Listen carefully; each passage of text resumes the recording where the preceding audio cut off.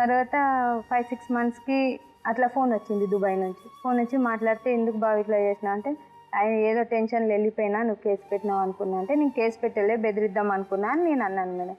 అప్పుడు కూడా నాకు చెప్పలే పెళ్లి విషయం ఏమి. చెప్తే సరే అన్నా నేను. అన్న తర్వాత సరే కొన్ని డబ్బులు సంపాదించుకొని 3 సంవత్సరాలలో వస్తా అన్నాడు మేడం. తర్వాత 5-6 మంత్స్కి మళ్ళీ ఫోన్ చేసింది.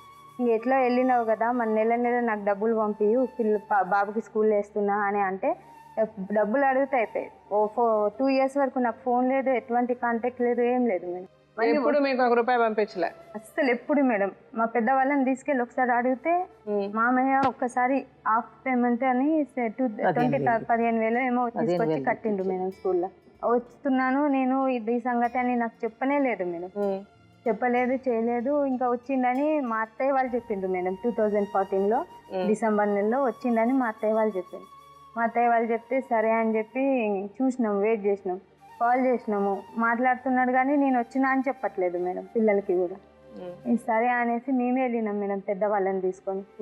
వెళ్ళేసరికి ఈ అమ్మాయి ఉంది మేడం ఇంట్లో. ఇప్పుడు సెకండ్ మ్యారేజ్ చేసుకున్నాను. ఓ, ఎప్పుడు చేసుకున్నాడు సెకండ్ మ్యారేజ్? అది ఎప్పుడు చేసుకున్నాడు తెలుసు. మీరు ఇంటికి వెళ్ళేసరికి ఇంకొక అమ్మాయితో ఉన్నాడు అతను. నేను ఆ అమ్మాయి నాకు తెలుసు మేడం. ఎందుకంటే నేను ఆ ఊర్లో ఉన్నప్పుడు ఆ అమ్మాయి ఎదురిల్లే. ఆమె నేను ఉన్నప్పుడు బాగానే వచ్చి మాట్లాడేది. మీ ఆయన వాళ్ళ ఇంటి ఎదురిల్లు, అటు పక్కకి ఇంటి ఎదురిల్లు. నేను ఆ ఊర్లో ఉన్నప్పుడు వచ్చేది వెళ్ళేది. ఆమెకి ఆల్రెడీ మ్యారేజ్ అయింది. నేను ఉన్నప్పుడు నాకు తెలుసు ఆమెకి మ్యారేజ్ అయింది, విడాకులైన సంగతి. ఆమె ఇంట్లో ఉంటే నేను క్యాజువల్ గా ఉందేమో అనుకున్నాను మేడం. అయితే ఈ అమ్మాయి ఎందుకు ఇక్కడ ఉంది అంటే, నేను పెళ్లి చేసుకున్నానే అనేసిండు మేడం. మొత్తం నేను షాక్ మేడం. అక్కడ ఏం మాట్లాడాలో నాకు అర్థం కాలేదు. అసలు నాకు తప్పేముందని పెళ్లి చేసుకున్నాడు. ఇంకా నేను రాకపోవడం వల్ల నేను పెళ్లి చేసుకుంటే ఎట్లా చేయాలి మేడం చెప్పు. నాదేం తప్పు లేదు. కారణం ఏంటి పెళ్లి చేసుకునేది? చేసుకున్నాను, నువ్వు రానన్నావు, నేను చేసుకున్నాను అని చెప్తున్నాడు రీజన్. నేను దుబాయ్కి వెళ్ళినా, అన్ని క్రియేట్ చేసినా కానీ ఒక పాప పుట్టినాక వెళ్ళినా, నా మ్యారేజ్ అయింది, ఒక పాప పుట్టినాక వెళ్ళినా అని చెప్పిండు మేడం. ఇప్పుడు ఆవిడకి ఎంతమంది పిల్లలు? 2 మేడం. మొన్న కేసులు నడుస్తుంటే దుబాయ్కి వెళ్ళి వచ్చిన తర్వాత కేసులు మొన్న రీసెంట్ 2015లో మళ్ళీ డెలివరీ అయింది. నేను పెద్దవాళ్ళని తీసుకొని వెళ్ళినా మేడం.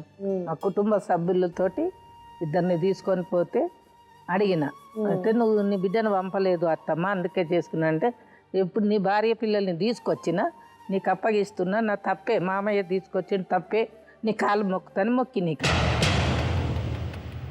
ఉంచుకుంటే మళ్ళీ ఏమన్నాడు, 10 రోజులు అయినాక వచ్చి తీసుకెళ్తా అన్నాడు అని. 10 రోజులకు కూడా రాలేదు. చూసిన, మళ్ళీ ఫోన్ చేసినాం, వస్తా, నాకు కొంచెం పని ఉంది, వస్తా అన్నాడు. ఇంకా రావట్లేదని మొన్న పోలీస్ స్టేషన్కి పోయినాం, పోయిన సంవత్సరం.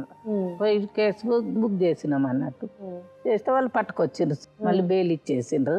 బెయిల్ మీద ఉన్నాడు ఇప్పుడు అతను. ఊరు నుంచి వచ్చినాక కేసు పెట్టిన తర్వాత కౌన్సిలింగ్ ఇచ్చిండు. ఇచ్చిన తర్వాత తీసుకెళ్ళిండు. అమ్మాయిని ఫస్ట్ నువ్వు తీసుకెళ్ళి అట్లే అక్కడ ఎట్లా ఉంటుంది ఏంటి అని నువ్వు చూడు అని అంటే, నేను వెళ్ళిన మేడం. 10 days కోసం పిల్లల్ని తీసుకొని వెళ్ళిన, రాసే పంపించిండు. అయితే వెళ్ళిన తర్వాత తెల్లారి లేచిన తర్వాత సరుకులు తీసుకురా, ఏం లేవు కదా ఇంట్లో, వంట చేస్తా అంటే, నా అక్కడ డబ్బులు లేవు, నీ దగ్గర ఉంటే వండుకొని తిను, లేకపోతే వెళ్ళిపో మీ ఇంటికి. 10 days ఉన్నాను, ఇంకా ఇంటికి తీసుకెళ్ళు, మరి పిల్లలకి స్కూల్ ఉంది కదా అని అన్న తర్వాత తీసుకొని వచ్చిండు. మరి ఉండు, నువ్వు ఒక వారం రోజులు ఉండు, తర్వాత వెళ్దు కానీ అక్కడైతే ఏం పని లేదు కదా అని అంటే, ఇంకా అట్లనే మాట్లాడుకుని చేయకుండా చెప్పకుండా వచ్చేసిండు మరి. తర్వాత మళ్ళీ ఒకసారి పిలిచి వాళ్ళంతా ఎవరో పొలిటికల్ని తీసుకొని వచ్చిండు మేడం. తీసుకొని వస్తే నేను వాళ్ళు కాంప్రమైజ్ చేసిండు. ఇంకా ఆమె అన్యాయం, నువ్వు అన్యాయం ఎందుకు కావాలి? 15 రోజులు ఆమె దగ్గర ఉంటాడు, 15 రోజులు నీ దగ్గర ఉంటాడు. నువ్వు పక్క కిరాయి తీసుకుంటా, నీ మెయింటెనెన్స్, రెంట్ అంతా ఇస్తాడు. నువ్వు ఏదో జాబ్ చేసుకుంటూ ఉండు, పిల్లల్ని చదివించుకుంటా నువ్వు ఉండు. ఈడ వస్తాడు, 20 days ఉంటాడు, అక్కడ ఒక 10 days ఉండి పొలం అవి చూసుకుంటూ వస్తాడు అని చెప్పి అన్నారు మేడం. అని అంటే నేను దానికి ఒప్పుకున్నాను మేడం. ఒప్పుకున్నాము, అంత పేపర్ రాసుకున్నారు, సిగ్నేచర్ పెట్టారు, అంత అయిపోయింది.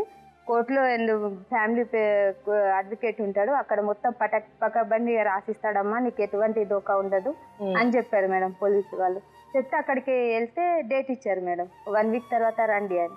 అక్కడికి వెళ్ళిన తర్వాత అడ్వకేట్ అన్నారు, మీరు ఇన్ని ఇయర్స్ తర్వాత గ్యాప్ వచ్చింది కదా, ఈమెకి వెనక సపోర్ట్ లేదు, పిల్లలకి లేదు. కాబట్టి ఈమె పేరు మీద పిల్లల పేరు మీద ఇంత అమౌంట్ వేసి నువ్వు ఇట్లా ఉండు, నీ మీద నమ్మకం కలిగిందంటే ఆ పైసా నీదే, నీ భార్యనే, నీ వెంటనే వస్తుంది, నీ సొంతూరులో తీసుకువెళ్ళినా నీ వెంటనే వస్తుంది, అట్లా అని చెప్పి రాస్తాను సిగ్నేచర్ పెట్టు అని అంటే ఏందేందో అరిసి చేసి వెళ్ళిపోయింది మేడం. వెళ్ళిపోయి నాకు ఈ కాంప్రమైజ్ వద్దు ఏమొద్దు అని చెప్పి పోలీస్ స్టేషన్లో కూర్చొని నాకు కేసులు పెట్టండి, నాకు కాంప్రమైజ్ వద్దు, ఆమెను ఏదో ఒకటి ఇది చేసేస్తా అనుకుంటే వెళ్ళి పోలీస్ స్టేషన్లో కూర్చున్నాడు మేము.